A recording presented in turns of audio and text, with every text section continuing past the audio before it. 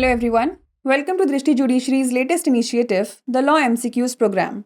Practice questions covering legal current affairs, general knowledge, and previous year questions. Let's begin today's session. The first question is, which schedule of the Constitution of India outlines the distribution of powers between the union and state governments? 6th schedule, 7th schedule, 8th schedule और 9th schedule. भारतीय संविधान की कौन सी अनुसूची संघ और राज्य सरकारों के बीच शक्तियों के वितरण को रेखांकित करती है? 6ठी अनुसूची, 7वीं अनुसूची, 8वीं अनुसूची या 9वीं अनुसूची? The correct answer is option B, 7th schedule. इसका सही उत्तर है ऑप्शन बी, 7वीं अनुसूची. The 7th schedule of the Constitution of India deals with the separation of powers between the union government and state governments. The division of powers between the union and the state governments is notified through three kinds of the list mentioned in the 7th schedule: union list, state list and concurrent list. भारतीय संविधान की 7वीं अनुसूची केंद्र सरकार और राज्य सरकारों के बीच शक्तियों के पृथक्करण से संबंधित है. संघ और राज्य सरकारों के बीच शक्तियों का विभाजन 7वीं अनुसूची में उल्लिखित 3 प्रकार की सूचियों के माध्यम से अधिसूचित किया गया है: संघ सूची, राज्य सूची और समवर्ती सूची. Next question is, state governments in India have exclusive powers over which of the following subjects? Police, foreign affairs, defence और बैंकिंग. भारत में राज्य सरकारों को निम्नलिखित में से किस विषय पर विशेष अधिकार प्राप्त हैं? पुलिस, विदेशी मामले, रक्षा या banking? The correct answer is option A, police. इसका सही उत्तर है option A, police. In India, the police force is controlled and operated under the supervision of the state government. The state governments are responsible for administering and maintaining law and order within their territories. Bharat में police बल का नियंत्रण और संचालन राज्य सरकार के पर्यवेक्षण में होता है. राज्य सरकारें अपने क्षेत्रों में कानून और व्यवस्था बनाए रखने के लिए जिम्मेदार हैं. Next question is, section 37 of the NDPS act applies to offences related to theft and burglary, fraud and embezzlement, narcotic drugs and psychotropic substances और मर्डर. NDPS अधिनियम की धारा 37 निम्नलिखित से किन अपराधों पर लागू होती है? चोरी और सेंधमारी, धोखाधड़ी और गबन, मादक औषधियां या मनः प्रभावी पदार्थ या हत्या? The correct answer is option C, narcotic drugs and psychotropic substances. इसका सही उत्तर है ऑप्शन सी, मादक औषधियां और मनः प्रभावी पदार्थ.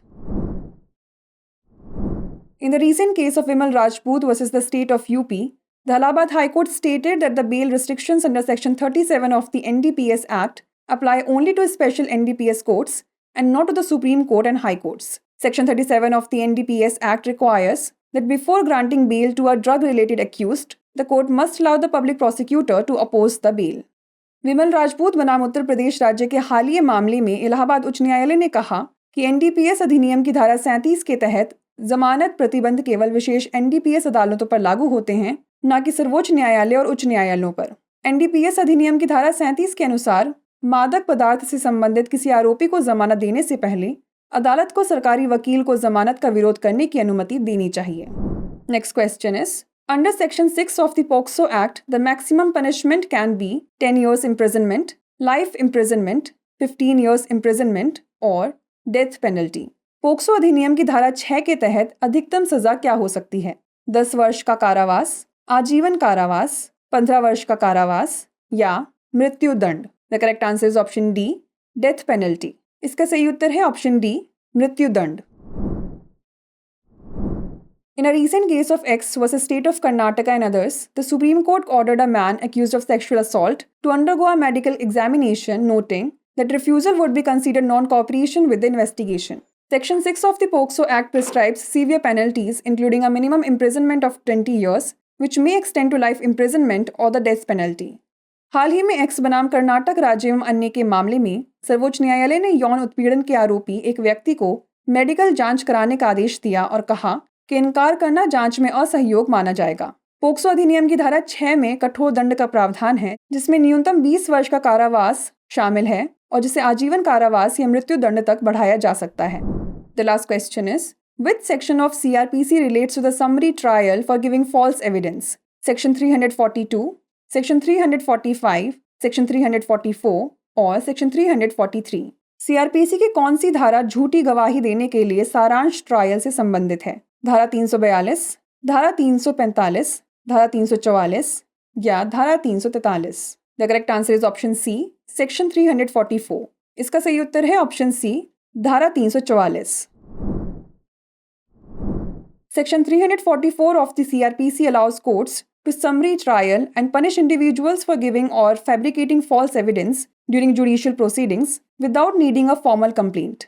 Punishment could be up to 3 months of imprisonment or a fine. CRPC की धारा 344 न्यायालयों को न्यायिक कार्यवाही के दौरान झूठे साक्ष्य देने या गढ़ने के लिए औपचारिक शिकायत की आवश्यकता के बिना संक्षिप्त सुनवाई करने और व्यक्तियों को दंडित करने की अनुमति देती है। इसकी सजा 3 महीने तक की कैद या जुर्माना हो सकती है। Before we wrap up, here's a question for you. Under Section 58 of CRPC, to whom the officer in charge of the police station shall report the cases of all persons arrested without a warrant? District Magistrate, Session Judge, Public Prosecutor और Superintendent of Police.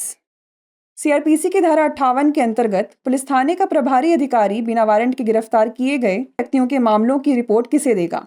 जिलाधिकारी, सत्र न्यायाधीश, सरकारी वकील या police अधीक्षक? इसका उत्तर हमें कमेंट सेक्शन में जरूर भेजिएगा। ऐसी और वीडियोस देखने के लिए लाइक, शेयर और सब्सक्राइब करना ना भूलें। धन्यवाद। डियर व्यूअर्स, अपने एग्जाम की तैयारी को और बेहतर करने के लिए हमारे चैनल को लाइक, शेयर और सब्सक्राइब करना न भूलें।